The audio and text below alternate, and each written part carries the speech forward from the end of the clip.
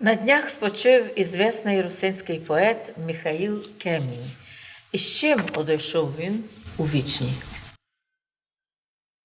Унікальний патріот нашого русинського движення, русинського народу, поет, писатель і лінгвіст Михайло Федорович Кемінь спочив на днях, одійшов у вічний світ ізянин, котрий написав «Ізянську русалку» поему, знаменита його поема «Кирил і Мефодій», а також залишив свій варіант русинської граматики. Що важливо, впервых він говорить, що нам принесли некий такий поштовх культурний Кирил і Мефодій. Два дуби, котрі прийшли і зробили нас твердима. Но нам ще важливо розуміти, що я, як автор русинської граматики, або точніше академічного видання русинської граматики, ми ввели у наш алфавіт ять. Но ми дописали, щоб не було конфліктів, що можемо не рахувати ять частю наших букв, але в зв'язку з тим, що наші всі тексти русинські, церковні без яті не обходяться, то написано було використовуються у цитатах історичних документів, де міститься ять. А от покойний Михайло Федорович Кемінь настаював без букви ять. Русинський язик і прочтення русинських текстів затруднено. Усі такі моменти рішає ять. Якщо її не виводити з текстів, то будь-який текст з ятями читається по-нашому. Тобто древній дифтонг «іє», отсюда «млієко», «хлієб». У западних держав вони тот дифтонг сохранили. А до нас він пішов під видом яті. Но коли ять змінили на «ета», получився «хлеб наш насущний» або «хліб наш насущний». Хоча читатися по-історично має «хлієб наш насущний». Ну, русини взяли собі як «і», однако в кінці слова русини ще не мали української «ї».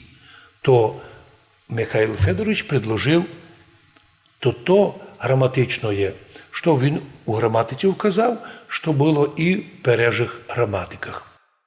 Но независимо від того, наскільки його предложення граматичні будуть прийняті, його подвиг, його пламенні речі на зустрічах, його призиви бути патріотичними русинами, його призиви завжди бути дуже уважительними від властям тої держави, де нас історична ситуація увела, призиває нас і заставляє нас нині назвати його одним із патріотів і лідерів русинського движення, славного, благословенного ізянина.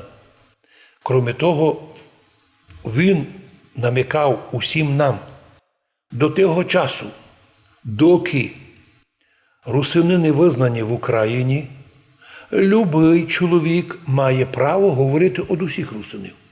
Чому, каже він? Да тому, що откиди йому знати, що другі русини будуть говорити чи ні.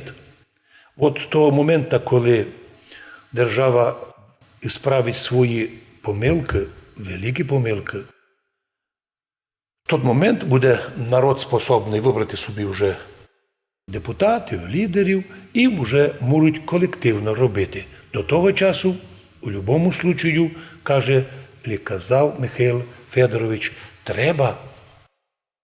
Кожен чоловік має чутися патріотом і може говорити від імені всіх русинів.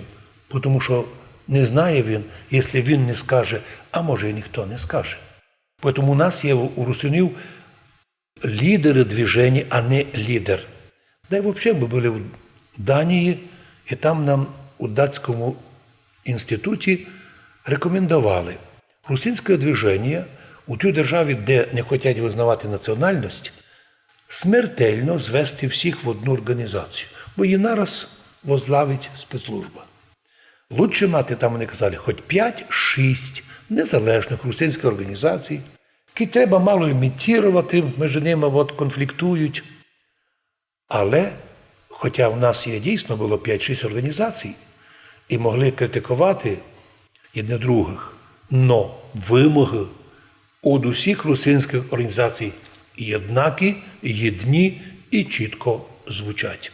Світла пам'ять Михайла Федоровича Кеменя найподвигає і людей молодших, і наших дітей, і внуків до того, щоб не дозволили собі ми і вони дати забити славний народ у центрі Європи, не в джунглях, не десь там на острові неізвісному, а в центрі Європи, на перепутті всіх путів, де тепер уже усе видно, через минуту вже світ знає, що пройшло.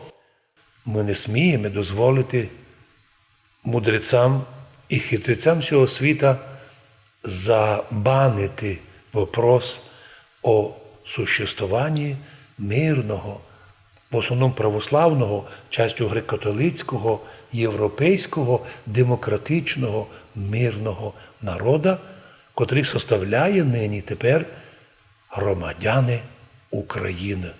Боже, благослови нашу державу, наш край, благослови наших русинів, щоб і надалі були такими патріотами. Хто вже відпав від нас, туди йому і путь.